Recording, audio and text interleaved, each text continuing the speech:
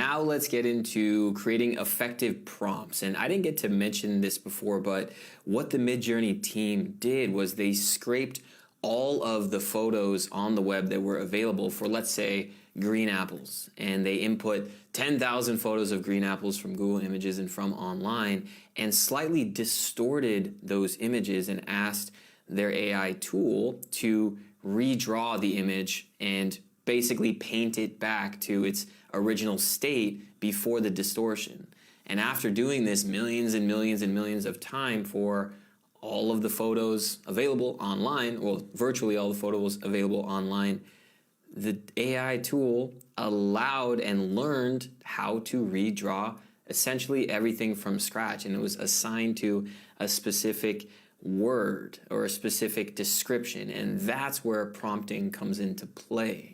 So Midjourney basically has an archive and a data set of what words are connected to what objects in the real world. So when we're creating a prompt, we need to clearly describe to the system what we're looking to have outputted. So we can do that by breaking it down in a few different ways.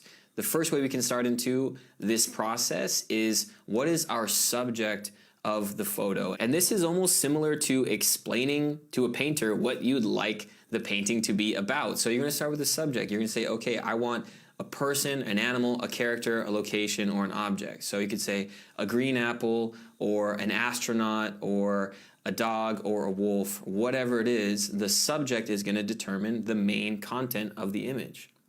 And then we have the medium, aka the type of background or where the art is going to live on. Is it a photo, a painting, an illustration, a sculpture, or a tapestry? This is going to change the texture and the feeling of the output.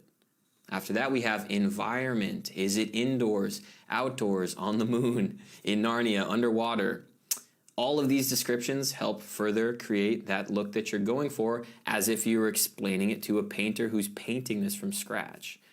Next up, we have lighting. So this is a really important one that creates an overall feeling, just like when you go to the movies and the different scenes that you see have a different look and feel. A lot of this comes down from coloring and lighting. So when we want to determine the lighting, the difference between soft and neon is day and night, okay? And the difference between studio lighting versus ambient lighting is day and night as well. So experimenting this is really going to give you some different looks and feels, which leads to color.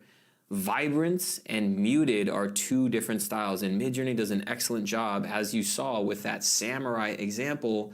The difference between a colorful, vibrant, bright, and sunny is way different than the much more monochromatic style that we can go for.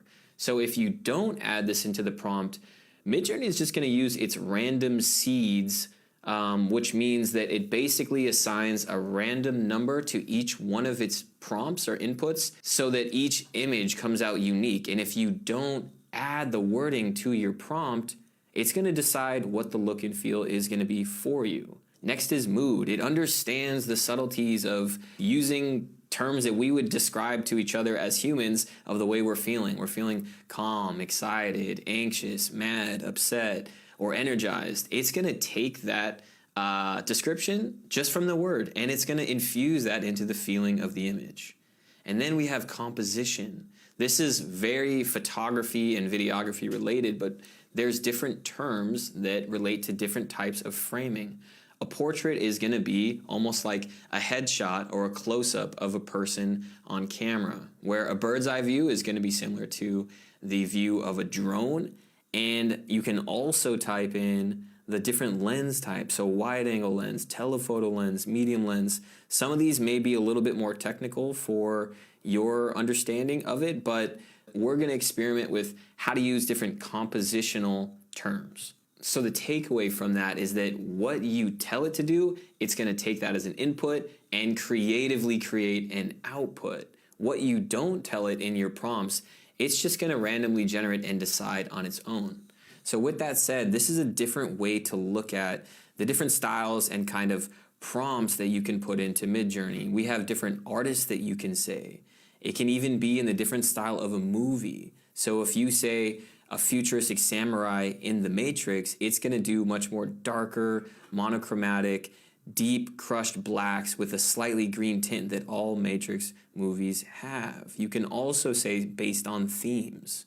Different themes like minimalistic or surrealism. And then we have resolution, which we're going to get into, different rendering engines, which is really cool. The style of Pixar movies and video games all use different rendering engines that you can actually input into your prompt that creates a similar look to the games and movies that you see, which is pretty fun to mess with. So we're going to get into that.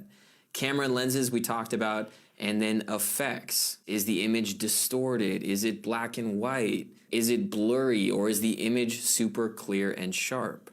So now that you understand the overview of effectively creating prompts using these different levels of what your subject is, what your environment is, and how you can really decide and paint the picture for this AI tool to then give you the output you're looking for, let's now dive deeper into creating better prompts.